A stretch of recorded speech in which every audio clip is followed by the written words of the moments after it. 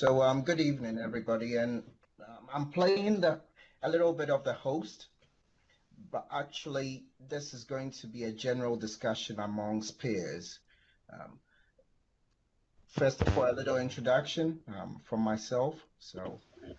I'm a system management expert, allegedly. I focus on config manager and service manager, and my primary goal is to take the pain out of IT for my customers. In our spare time, I also author books. I've been very fortunate to work with a great team of guys, Steve, Andreas, Diddy, and Mr. Buchanan as well, the other Steve. Together, we collaborate on cookbooks and the Unleash series. In this session, we're just going to be discussing some of the general questions we've been given from the public and also some of the ones that we've been given on behalf of the customers we deal with. At this time, I'll just like to thank the guys that have joined us to discuss it. But if there are any questions that you guys have on the link session, either put it in the IM window and we'll pick up on it, or just unmute your mic and put a general question out there.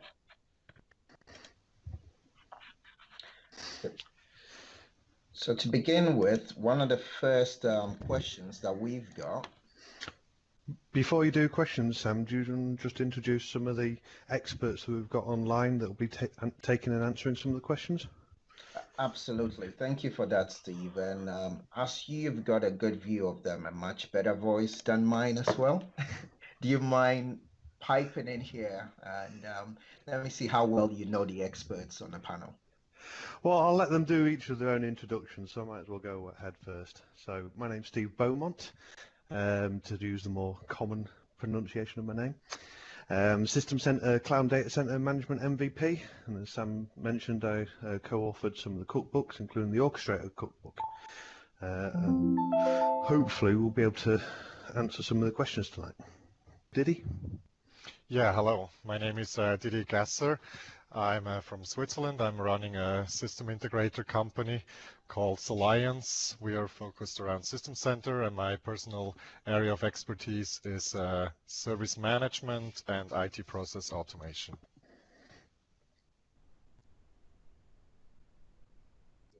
So I will take it next then. My name is Andreas Baumgarten. I'm from Germany and focusing on Service Manager and Orchestrator. I'm also a co-author of the two cookbooks Steve already mentioned, and working on my third book, which is the topic is like managing compliance with the System Center. And last but not the least, Mr. Buchanan, all the way from Minnesota. I'm Steve Buchanan. I'm a System Center MVP. I've done some authoring on a couple of books around Data Protection Manager, as well as an Unleashed book for Service Manager. And I focus on Service Manager, Orchestrator, work on Operations Manager, and Data Protection Manager. So glad to be here. Thank you very much, Steve. So I'd like to start off with one of the questions in the planning and installation category area. I will put the question out there, and from the Service Manager Clinic, what we did was had a general discussion. So there are different ways to implement and also plan for Orchestrator. But one of the first questions I've got is, can you give us a quick overview of the Orchestrator roles and how many servers we need to run Orchestrator? So I'm going to nominate one of our panel members to start it off, and we will chip in any additional information. Steve, Mr. Buchanan, that's whom I'm referring to. In your experience, how would you give a quick overview of Orchestrator and its roles and how many servers we need to run it? Well, it really depends on the size of the organization, right? And how many, what type of load you plan to run on that Orchestrator server. But initially you can run all of the roles on one server, or you can scale them out depending on if you need load balancing, or what your specific needs are. So it's kind of a question where the answer is it depends. And I typically handle that on a case by case. Does anyone else want to jump in? And I'll just chip in slightly. So expanding on what Steve was just saying, and it's the other Steve here. When we're talking about the different roles, you've got some distinct roles that we do talk about with Orchestrator. There's obviously going to be the back-end database role. We have the actual runbook processing role as such, and a web service role. There is also like would you class it, guys, as a management point, but it's that individual bit where you actually have the bit for deploying the integration packs and registering them with the service. I don't know whether you class it fully as a role. Well, it's technically the management server that kind of like inherits. Management yeah, server. Yeah. So, like you were saying, Steve, yes, you could pile all them on the one server, but specifically, as you mentioned, depending on the actual design and the roles that you're going to, or the workloads that you're going to place on them servers, dictates on how you start to branch out and spread that load across and scale up your infrastructure. Yeah, and I'll just summarize that whole piece. So you typically have like about. Are you there, Sam, or have I just lost audio? I think we lost Sam's audio. Right. While Sam's disappeared into the ether, should we move on to the next question, which is kind of related anyway, and that's around what are some of the recommended best practices for making Orchestrator highly available? So I suppose, Steve, this is in conjunction with what you're saying about actually separating out some of the roles based on the workload, but it's who wants to start talking around how you'd also then start to look at making that highly available alongside? Did he? I would have to pass this on. I'm not really into architecture and design of Orchestrator. I'll drop in for runbook authoring. Okay.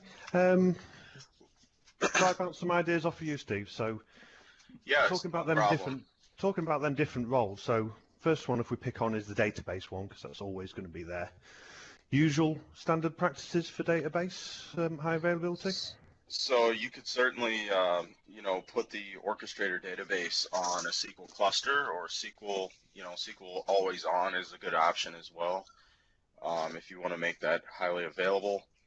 Other options are you could, load balance the runbook server, as well as the Orchestrator web server. You could load balance that role. Now So there is a role that you cannot make highly available because you're only allowed to have one instance of that, and I believe that is the management server role. Correct me if I'm wrong. No, you're right. This is that role that I was trying to describe, and I should have just called it a management server. So talk about that web server role. It's just a standard IIS web service. So presumably we can just use the normal technologies around either hardware load balancer or, heaven forbid, the normal network Windows built-in network load balancing.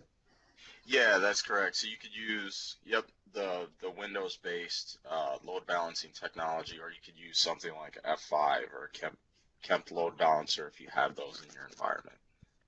So, and those would be the preferred method over the Windows, at But least yeah, in my experience. I can say personally, it's always the route to go down a proper load balancer rather than the Windows load balancing. Right.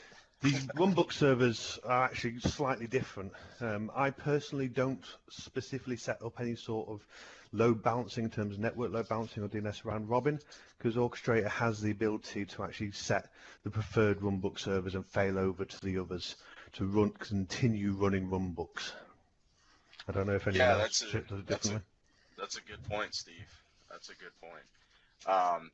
And it's not typical for me to see Orchestrator or deploy Orchestrator in a highly available instance like that. A lot of times we'll put in Orchestrator and make sure there's a solid backup in place. It's relatively easy to bring that back online, and to make sure you export your runbooks and back those up somewhere, right? So Yeah, think the biggest thing on that one is around the fact that most of the, well, all the data is stored in the SQL database. Right. That's where everything lives and breathes. You've got some encryption keys. Make sure that you've got the details around Yeah, that. make sure you back up that encryption key, right? That's critical. Gotta keep that. One thing that Darren's just noted in the IM chat window, going slightly back to what we were talking around roles and stuff, is the fact that it is worth noting that Orchestrator can coexist with other System Center products if you do want to install multiple different systems on a single server type environment. Personally, that for me is still around proof of concept and lab environments or very small organizations. Especially with the cost and virtualization these days, it's probably better, in my opinion, again, to still separate out the different roles to unique servers. But they can coexist, unlike putting something like SCOM and Service Manager on the same server. Right. Moving on to one of the next questions then, which is actually back around runbooks, and that is, can you load balance individual runbooks? So not actually load balancing the server role as such, but making it run across more than one of the servers. I will take this. Yes, you can. Done. Yeah. So maybe a little bit more complex answer is yes, you can do this. Each runbook can be configured to run, to run on all runbook servers, but also you are able to specify a dedicated runbook server or more than one runbook server to run this runbook instances or runbook jobs. So I'm just trying to think of an example of where you might find that useful. Does anything spring to your mind? If not, I might have one. Let me check this. I don't have the exact number in right. No, sorry, right, not numbers. Right just an example of why you would distribute the workload between the different runbook servers. Yeah. So if you have a runbook that is run or started or triggered in a high number, like you're going for a runbook, let's say automating sending the credit card information from Steve Momo to some people, to Twitter or something like this, then each runbook server, and that's what the number I don't have in my mind at the moment is, I think you can just start 50 instances or 50 jobs of one runbook on one runbook server. But if let's say 100 or 200 people wants the credit card information from Steve, is okay, you will just go for a load balancing between the runbook servers. So the runbook is running on with 50 jobs or instances on one runbook server, and the next one is taking the next one. Absolutely. So one of the main benefits of that is all your other production runbooks that need to have resources to run aren't going to be prevented because you're offloading that balance to a server that's not going to be impacting on them other runbooks. And we will not be making the Steve Beaumont credit card information to Twitter runbook available to the general community. Okay. Can you guys hear me okay now? We can indeed, Peter. Excellent. Welcome back. Fresh device. Surface Pro works every time. We do seem to have lost Sam Erskine. Sam, yeah, okay. But So we take his credit card information. Just picking up on something that Darren's mentioned in the chat there about the HA. Sam seemed to lost presenter rights. He can hear us. Okay. Rob, can you check on his status there in Link? And while you're doing that, let me catch up what Darren was saying. Still on the HA thread, I have found SQL clustering doesn't work well with Orchestrator. The failover requires a restart of the management server or the services. Is this usual?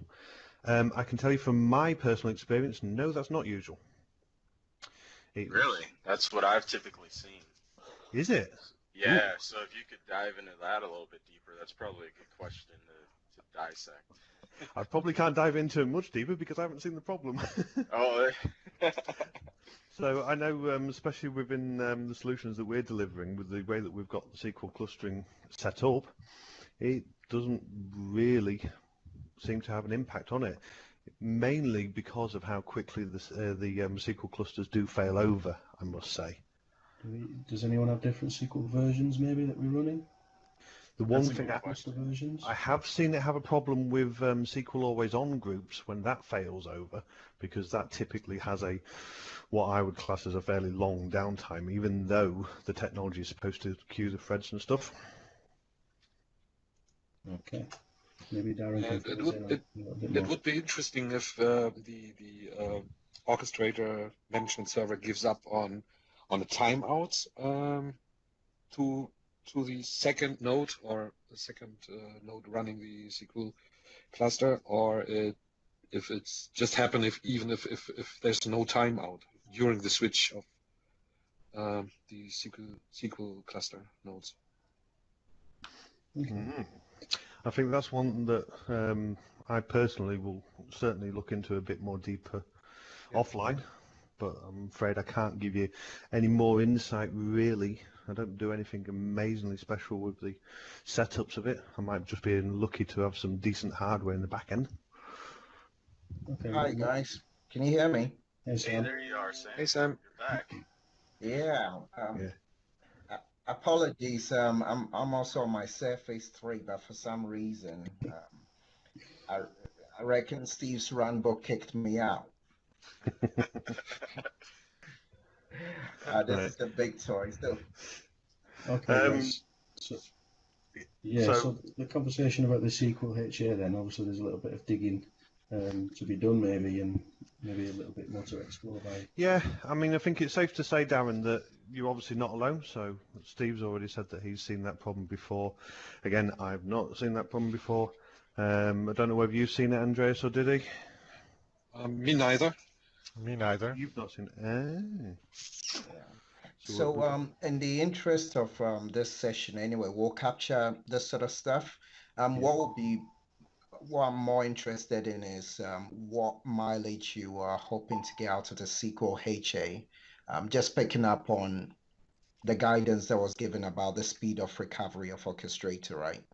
And typical sizes of the database. So if you can add a bit more flesh around that, I believe that was Darren, right?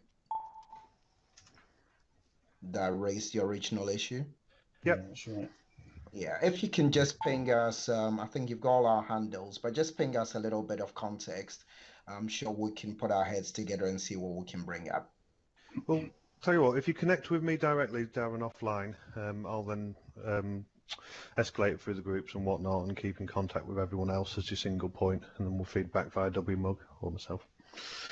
Yeah, I'll do that. That'd be really interesting to sort of follow up on. Yeah, definitely. Oh, all right. I don't know if you want to pick back up on the questions, Sam? Yeah, I'll do that. And please be on standby to take over as you did so brilliantly. Yeah, my runbook's not set to trigger for another 13 minutes. That works for me. So here, this question actually leads, it's well connected to the previous discussion about high availability. Um, the question was, have you heard about a persistent data store with Orchestrator? What is it, and should I be using it?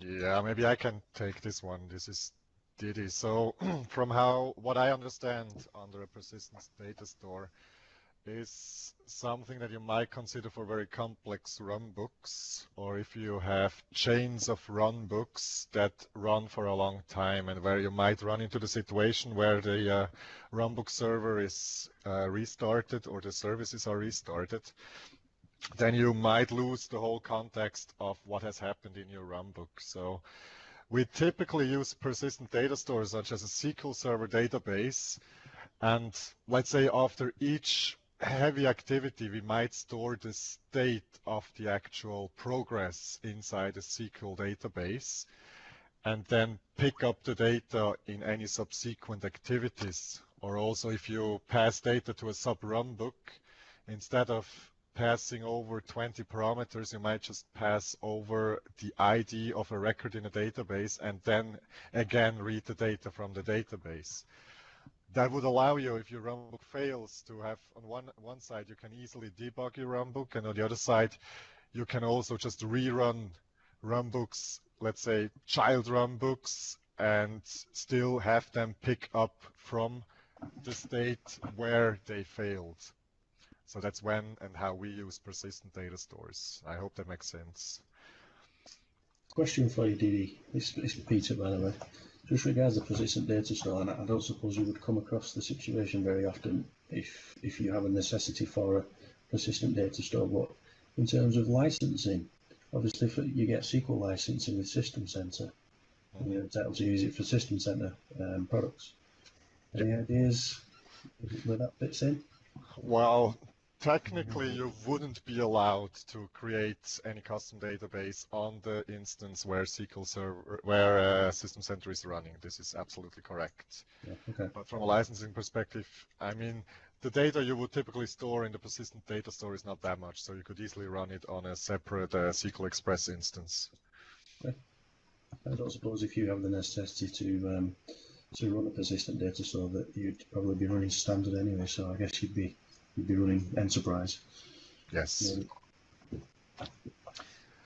Yeah, so Didi, just to build on that, from a very simplistic perspective, is the persistent data store similar to what we will recommend around, say, SQL login for your runbooks? Exactly. I think that's just another term for it. So just log the current status and all the data from the data bus that you still need to a persistent place. Can be a SQL database. You could use files for that if really needed. But I think a SQL database is most common. Yeah, and I believe Calvarian, who develops solutions for Orchestrator, actually have a SQL server integration pack. That's a solution. I haven't played with it myself, so I don't know if any of the guys on here have actually got any experience of it, but they explain it quite well on your website. Any of you guys actually done that? Yeah, I know that, yeah. You've got the Calvarian one. There's some community SQL management packs as well that will do a very similar thing. It's just the ability to do a query and look for updated lines and rows. Could you post some links to those community integration packs in the chat, Steve? Yeah, I'll dig them out now while others are talking. Okay. Awesome. All right. Thank you very much. So that section covered a little bit of planning and installation. And if you want to know more about planning and installation, at the expense of shamelessly plugging a couple of books, the Orchestrator Cookbook does that. There's also a free ebook from Microsoft that does that, and then there's the Unleash book. They all dive into the same areas. But the next question is around the process area, and it's particularly this. What are the top 3 processes most organizations automate with Orchestrator?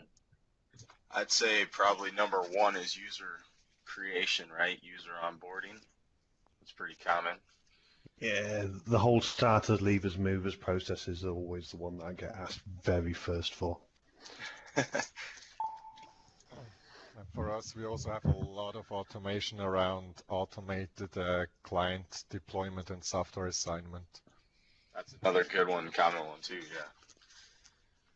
Do any of you guys ever get frequently asked for interaction with other System Center products, such as maybe Operations Manager for alerting?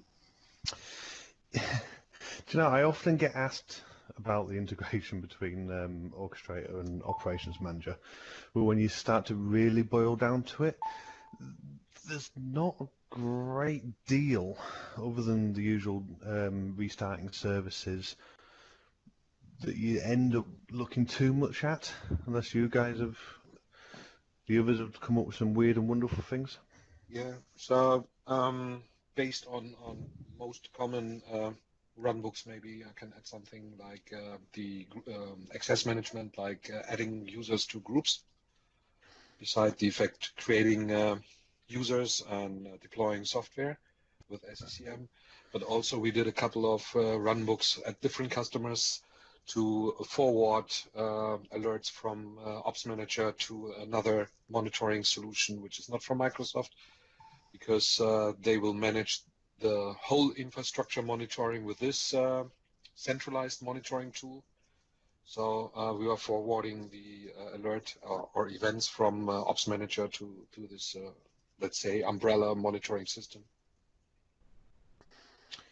Okay, So, got a good point there, Rob. Rob Plank brought up another common one too, schedule maintenance mode, which is a good one for operations manager. Yeah, just think about that, especially taking out things like change requests and things like that. absolutely, and I would also say that initially, even before you think about the ops manager and orchestrator question, I'll just roll it back to, first of all, it's more about process optimization. So work it all out and then understand what ops manager does and what orchestrator does. And it's in our experience from working with some customers, it's typically a gap filler where ops manager isn't um, necessarily fulfilling what the customer needs. And sometimes it's just plain old, the IT guys are much more comfortable with one product or the other. Yeah, I think that's where I've hit it, where if ops manager's already entrenched and guys have got a good understanding, they might lean heavier towards using some of the recovery tasks and stuff rather than starting to learn to write the run books. Right. I typically leave a lot of that in operations manager because a lot of it's theirs, right? So. I've just one thing I've seen. I'm not an orchestrator guy through and through, but I've seen interaction between ops manager and say service management system that's maybe not service manager or something like that. Yep. Is that a regular? Yeah, I think that's what either Didi or Andreas just mentioned.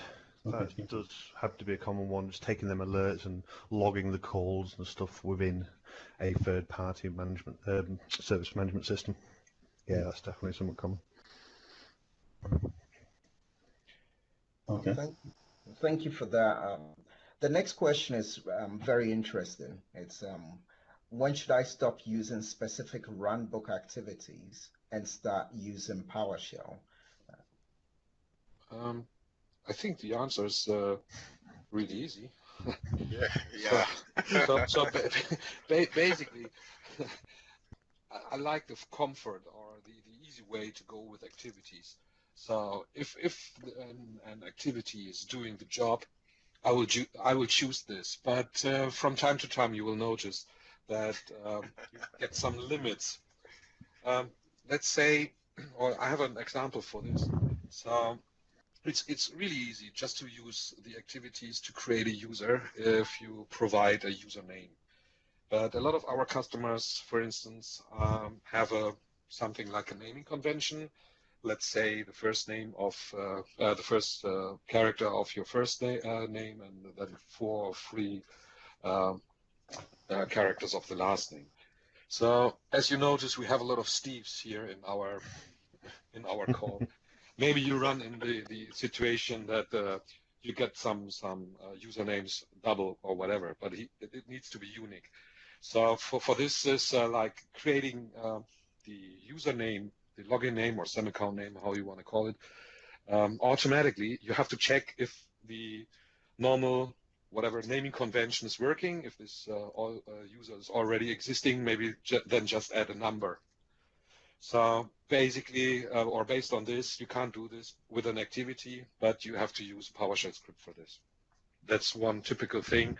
You're limited with the activities, so then it's easier to go for a PowerShell script just to check if the name is unique, and if it's a unique name, or even if you have to add some numbers, then go ahead and then use the next activity, like create a user as an activity with the specified or the new username or semi-account name. Yeah, if the activity does the job, use it. Yes. If the activity doesn't do the job, but you then have to use another 10 different activities and branching and looping versus one line of PowerShell, use one line of PowerShell. Exactly. Another example of when you need to use PowerShell and Orchestrator is when there just isn't an activity to accomplish what you need to get done, right? So, yes. For example, Link. Yes. If you need to automate against Link, PowerShell's your option. There's a PowerShell module for that. Something that I'm currently working on is being able to read data from Excel and write back to Excel. So there is an integration pack for that. It's community, but I found it to be somewhat limited in what I needed to do.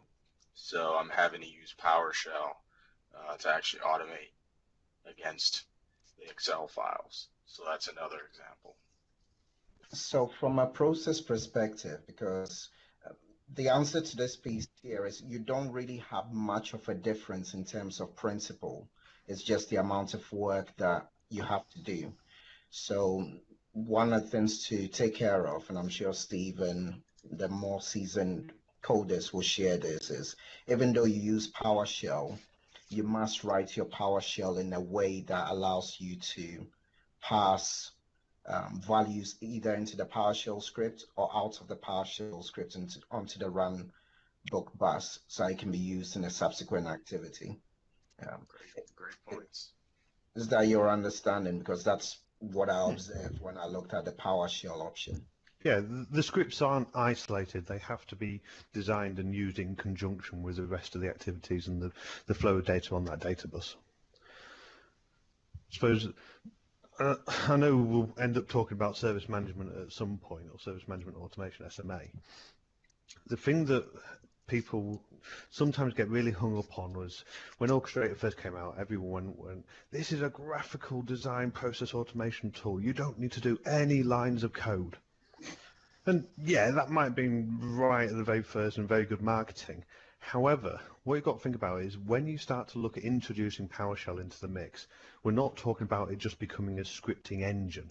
We're still looking at using the branching, the looping, the decision trees, mixing in with activity, visual representation of your process with that automation process, from being able to visually see it and lay it out, even if it does include activities with lines of PowerShell, than a 2,000 line script that somebody wrote with not very much documentation. That's a great point there, Steve. Very nice breakdown too. Yeah, absolutely agree, and it's actually a segue into the next question. But to summarize it, the short answer to this is activities are effectively somebody's written a program and made it into a graphical object. PowerShell allows you to do the same thing, but the outcome will still be the same. They both need to be planned, and you need to understand how to use them. May I can add something to this? Absolutely. So basically, there's maybe another argument to use activities instead of PowerShell if you have the decent activity available. So if you use activities, you get a lot of useful data during the runbook is running, because each activity will log information like when this activity was started, what was the count on this, when it stopped, how long does it take to get this activity done. So the best against this is if you use one big, huge PowerShell script, then you lose a lot of this useful information as well. Thank you very much. So there was a question in the IM window about whether PowerShell version 2.0 32-bit is going away and being replaced. I believe Steve Beaumont and myself had some experience with this. When I include myself, it was from the authoring the book perspective. But we'll put some links out there. But I believe the short answer is there is a way to make sure you use 3.0. Any quick comments on that, Stevie B, from the UK? No. Okay, did I cover it? No. In short, we don't know roadmaps, no matter what anybody thinks. There's been no major rumblings or anything that they're going to start swapping into a 64-bit platform and all the rest of it. There are workarounds, and that's about all that we've got options for at the minute. I'm sure I've seen somewhere that Charles Joy, I think it was, did an integration pack to actually use PowerShell v3 in 64-bit. I can't find it at the minute. Otherwise, you've got to make sure that you code within the actual script to call the relevant version of PowerShell and the module. Yeah, Darren Jackson's putting a, he's got an answer up there for this conundrum, I think. Excellent. So the next question is it's a big one. What's the difference between Orchestrator and service management automation, and why would you use which? I think I'm Steve going to let somebody else speak for a change. I'm gonna pick on Steve Buchanan because I know he's been messing with SMA, and I would give you a little bit introduction, Steve, for this piece. So with service management automation, the short version is it's great for automating the data center activities. Naturally, you can use it for ITSM, but typically we find Orchestrator works better for ITSM, that's IT service management. The skill sets required for either one of these are vastly different, and this is where Steve is going to step in and perhaps shed some light on this. Yeah, I don't think I have a really good answer for this. I think we're all waiting for that perfect answer to come down from Microsoft. But if you step into service management automation, you need to have PowerShell skills. It's a good place to kind of build your PowerShell skills too, if you're new to it and you're looking to really dive into that. Otherwise, it can be a bit intimidating compared to Orchestrator. What I've seen and what I've heard from clients in the field is that, you know, IT pros tend to lean more towards Orchestrator because of that whole GUI component. And then IT pros that may have had some dev background at some point or are borderline dev or DevOps are really embracing SMA. They're okay with kind of living in that tool where you're doing everything in PowerShell. I really see the advantage of service management automation because if you think about it, there are a lot more PowerShell modules out there in the world than there are integration packs for Orchestrator. So when you start to hit those limits, you know, of things you want to do with Orchestrator, but hey, there isn't an integration pack for that, so I have to use PowerShell anyway. That may be a good time to start, you know, going down the path of using SMA. So I don't really have a good answer for that, and I think the question really boils down to, you know, preference. Right? I'm going to throw my 2 pennies in now. So I've had this discussion a few times. It's very similar to what you were just saying, Steve. The way that I tend to look at it is, again, if you cut away some of the marketing and bits and pieces, and Microsoft are obviously they've got a fantastic new tool they want to shout about it, and Orchestrator is getting a bit overshadowed, even though it is part of the same product. So it's all on the same media and it's classed as orchestration and all the rest of it. Well, the way that I tend to look at it is, like you say, those that have got the dev background are going to like to use SMA. It's got some of the limits removed. It's, I wouldn't say a lot more flexible, but it's got its different approaches. And where I see it fitting is very nicely within the data center automation.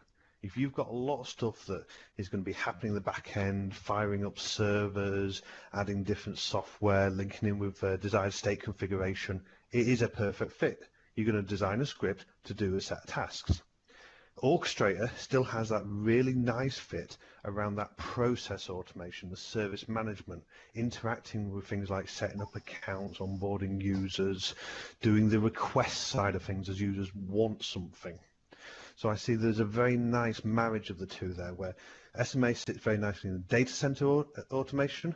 Orchestrator is very heavy, and it's a lot easier for those involved in process automation around service requests, where you don't see so much skills within PowerShell. And either that's a tumbleweed going past, or I've lost audio from everyone. That's a great answer. Thanks, Steve. And obviously, like somebody's already mentioned, Michael even, sorry, and Darren, around the limit of PowerShell 64-bit and PowerShell v3, v4 and all the rest of it, SMA doesn't have them limitations. There is some good conversation actually going on in the IM window. If you're not already looking at that, there's a few links been dropped in as well. We'll try and make those available afterwards. We'll put them on the end of the video. So I know Charbel asked the question right at the beginning, and I did say to him in the IM that we were going to cover this anyway, which I think Sam leads on to the nice question around Orchestrator and its future. I think we've lost Sam again. I think we lost Sam again, so Steve, could you pick it up and run with it just like you did last time? He's gone. Okay, fire off that run book. There's one question before that, unless you want to just skip to it. I was going to say, I've just seen Rob's question. Let me answer the one for Charbel, because I know he's been waiting for it, and then we'll come definitely back to Rob's question. Yeah. So one of the questions that we had posted earlier, and as rightly Charbel's been waiting for it, and he asked it in IM, is how long is Orchestrator going to be around for? Good question. I don't think does anyone have the answer to that question? 42. I can. It will be supported in the next version of System Center. Oh, who was that? Sorry, John. Who was that just answered that question?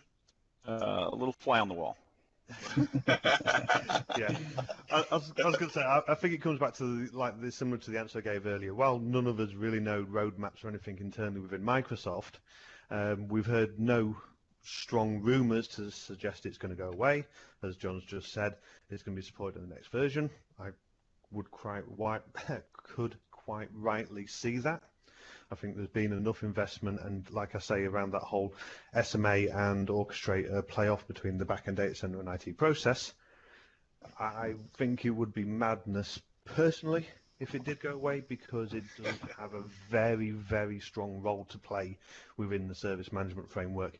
And for them people that don't have strong PowerShell skills while they are learning it, and I'll make that a stress point, while they are learning it, because please, if you don't know PowerShell, start learning it. Unless anyone else has got something to add to that? I'll take that as a no. Yep. So going back to what Rob was saying, can you talk about extreme case runbooks that you've seen push the product to its maximum? Come on guys, bit of a bragging time. Who's created or seen the biggest runbook? No boasters. I would say that's no one, man. Come on, there's got to be a bigger runbook than sending my credit card details to all of Twitter. I'm sort of getting used to Orchestrator. It's something I'm starting to work with it late, and I'm given advice that I shouldn't be really extending my runbooks too long. You know, maybe towards the end of one line sale, and then I should be linking into different runbooks. Is that the right approach to take? Would you say? Just from an efficiency point of view, I guess. Sorry, Peter, to do this to you. Can you just repeat that question? I got sidetracked by the IM channel. Yeah, of course. Anyone can answer that one. So, I guess related to your question was, I'm starting with the product. I'm getting used to it. You know, it's something I'm learning, and I'm given advice that I should try not to create the runbooks to be too long, and I should be sort of keeping them, let's say, modular and referring into other runbooks where possible. Is that good advice, or? It's a best practice that I tend to try and stick to. So this idea of having like subroutines and main runbooks, it just makes it easier then, especially if you want to do development work. You don't have to take down huge segments of runbooks or mess up larger process flows, and it makes it easier just to digest it and A, see it, and B, work on it. Okay, cool. Darren's got the biggest bragging rights at the minute then. So our Orchestrator environment document came to 1,200 pages of actions and code. Okay, that's getting to a pretty big Word document, to say the least. That's not one screenshot per page, is it? It knows before. But you're talking about the whole environment, not only one runbook, or? I hope. It's a set of runbooks that build an entire environment. So from AD, all right through Exchange, through Link, SharePoint, UAG, FIM, RDS. It's an enormous runbook that takes a set of runbooks and subfolders and more sub-runbooks that take about 24 hours to run against a Hyper-V environment.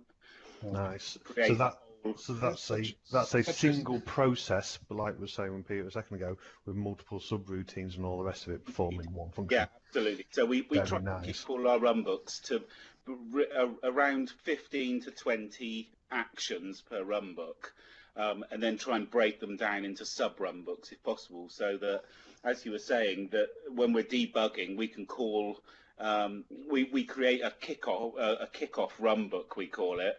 So we just put an invoke runbook action into an empty runbook, and then just put our variables in, and we're able to fire that individual section of runbook, and it makes debugging and building so much easier.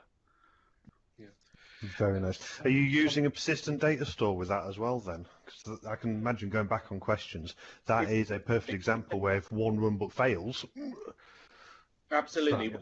We had this issue where with runbooks running for such a long period of time, and with an environment that wasn't fantastic at the time when we were building it, I built I used the inbuilt SQL actions to write a SQL table that was like a progress table for the runbooks. Mm-hmm. So when we created one action, we would put, say, the code 10 in. When we did the next one, it would be 11. The next one, it would be 12. And then at the beginning of each runbook, it would query the database. And if it saw that action that corresponded to itself, it would just bypass and jump past that section of the runbook and move on to the next one.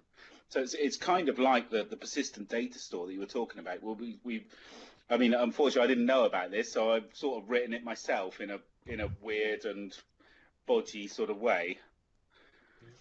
May I connect add something to this? Yeah, go for it, Andreas. Okay.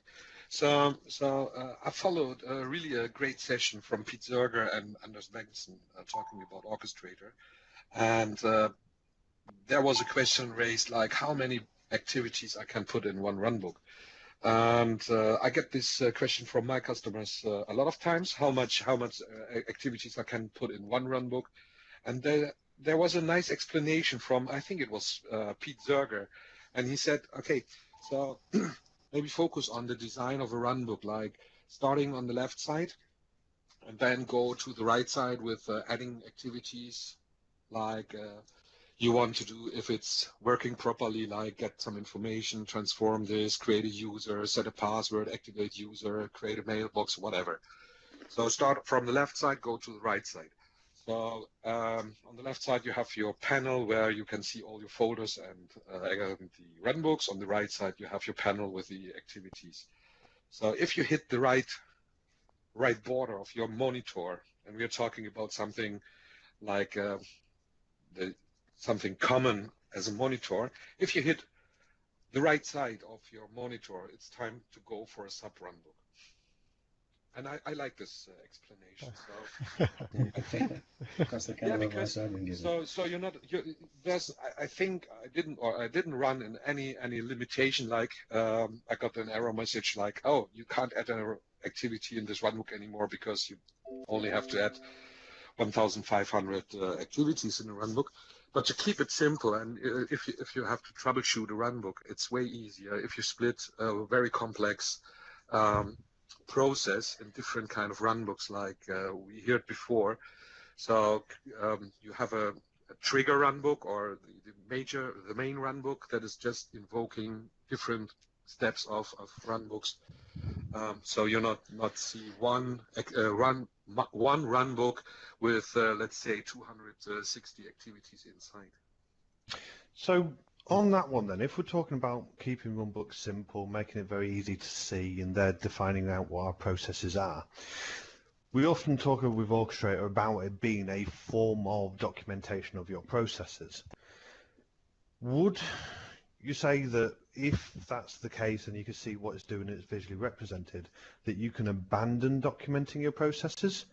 or should you still continue and build nice documents in conjunction with it? So, Sam's back. Just perfect timing for this one. It's an interesting one, and I would say that it's a very short one. You need to document because without the documentation, you don't really have a blueprint for your run book. So if you're building a run book without, assuming that you would document it afterwards, it's very much like how we see projects when you go into an environment that they're looking to upgrade, and you ask the question, do you have any documentation on why this system was implemented this way? So there's a difference between how it's implemented and why it was implemented this way. So in my opinion, you should really document the logic for your run book and then capture the screenshots of the run book to give you a nice graphical representation. But I'll leave it open to everybody for thoughts. No, couldn't agree Yeah. more, Sam. Sorry, do you want to go on, Diddy? Yeah, actually, Darren just posted the Smart Documentation Toolkit. So I was gonna mention that one, that this is a very handy tool that allows you to convert runbooks to Visio and Word documents. And you can actually also convert the runbook to a PowerShell script. Because obviously, if you just look at the graphical representation in the runbook designer, it gives you a good overview of the higher level of what the runbook is doing, but you wouldn't see what parameters are passed on from one activity to another and what is the detailed configuration of each activity. So I strongly recommend you take a look at the Smart Documentation and Conversion Helper that Darren just posted the URL to. So tying that back in with what Sam was saying, yes, you should have documentation around your process. So the whole idea is you cannot build a run book until you understand the process that you're going to do. So you have to document it at that level before you start designing. Once you've got your swim lanes, you know what the interaction points are and all the rest of it, build your run books. Once you've got your run books, use the Orchestrator, that smart documentation toolkit, to take a Word document, dump of it, and build that into your documentation set. So you have your process and your thoughts and your workflows and the run book, and document some of the key decisions and where they link together. Okay, nice. So just, I'm just aware of time at the moment, so we've hit the time that we said we were going to hit. If it's okay with you guys, we can continue running with this, but obviously if you need to drop off, then feel free. We're going to record this and obviously put it back on the WMUG site anyway. So if you guys are good, can we fire a few more questions in? We've got maybe 2 or 3 more to go, I think. Yeah, I'm good to go. I think that Mr. Buchanan needs to go, so we will say our farewells to Steve. Thanks, everyone. Thank you, Steve. It's been a pleasure, Steve. Thank you, Steve. Cheers. So, Bye, Steve. I believe we close to the end anyway of what we wanted to cover. So, Steve, whilst I had a little bit of dead air, did we cover how long Orchestrator was going to be around for? We did indeed. Yeah. Okay, I'll skip that one. Question in from Charbel, Sam, that was put in the IM. I want to jump back to that one. Yeah, sure, please. So Charbel's asking, is there any updated runbook for Hyper-V Replica to automate the failover process if the primary node goes down in a non-cluster scenario? Ooh, this is Mr. Bowman. Are you still on? No, Mr. Bowman has left the call. Please leave a message. Because I know you've been playing in this space, and I suppose it's really trying to get the reason behind it. And I have limited experience here, so I'll leave it to you. So I'm presuming, Charbel, when you say an actual run book, you've seen some of the examples on the TechNet blogs. I'm hoping that Charbel is still around so he can reply to that. Because if you're referring to, I was going to say, if you're referring to an individual integration pack, I'm not personally aware of a Hyper-V integration pack. However, the run books that were on the TechNet site, I haven't seen any updated ones, but then again, I took that as a basis and I've just developed it and used various combinations for different customers. And also, maybe it's something again that we can take offline and actually produce another community resource for an updated one. Charbel, if you want to reach out and give us an idea of what you mean by updated. If it's just for the R2 and some of the new commands and stuff, let us know and we'll see what we can pull together or something. Yeah, sure. Would you say, Steve, that this is also being transitioned to, say, SMA? Would this sort of stuff be covered now with SMA? Personally, yes, because going back to what I was saying about the whole data center automation, that might be something that would be maybe better suited within SMA. If it's something that you manually kick off, then no, or use it as a change request, you might want to think about leaving it back in with Orchestrator. Okay. So the last question I had on the list of questions that we have outside of what's being put out there is, what community events or resources should I use to keep up to date? I guess calls like this would be a good start. User groups. Yeah, user groups, these MVPs that are on the call. Twitter. Cookbooks. I had to get a shameless plug in there, didn't I? Yeah. Absolutely. Well, you've got the System Center Universe events coming up. I think there's one in Basel. What I also do is a lot of the actual Microsoft Tech Ed sessions on MSDN Channel 9. It's like a little open treasure. If you tap into MSDN Channel 9, you can find a lot of sessions going back about 2 or 3 tech heads. And I think back then Microsoft were talking more about Orchestrator than they are now. So it's a good place to sort of like, get some background and build on it as well. Yeah. Like Wayne says in chat, Twitter, that's always a good one to keep your eye on. There's certain people to definitely follow on that. I can't think off the top of my head. What's the hashtag to use for Orchestrator? What's the right one? Is it hashtag Scorch. Scorch. Okay. I know if you hit the official the community page that's on the Microsoft website, there's a little disclaimer saying not to use Scorch, to use SCO. I was about to say I've not seen that, but I was literally typing in chat hashtag Scorch, sometimes hashtag SCO, but I haven't seen that official warning. Well, it's I don't know if it's on the Orchestrator install, but certainly on Config Manager there's a little link on the splash screen that says community. It takes you to a TechNet article, and it's got various community-based information. I'm assuming that sort of information is built into Orchestrator too. Certainly on that page it says use SCO as a hashtag, not Scorch. But... See, I've done the dreaded sin of not reading the manual and clicking on help links like that. Okay. One thing that I will say as well is Microsoft Virtual Academy, MVA. It's always a good place to have a dig around for content and courses, etc. Yeah, I've personally noticed there's not an awful lot in MVA actually, and I've mentioned it. What, on Orchestrator specifically? Yeah, on Orchestrator specifically. Shame. There's a lot of PowerShell stuff on there, and I think there's a bit about SMA, but it's limited for Orchestrator, I know that. Absolutely. I mean, what I wanted to share, because we keep on getting asked this question, are you an expert in Orchestrator? And the answer is very, very simple. If you're asking if somebody is an expert in understanding a toolbox, then yes.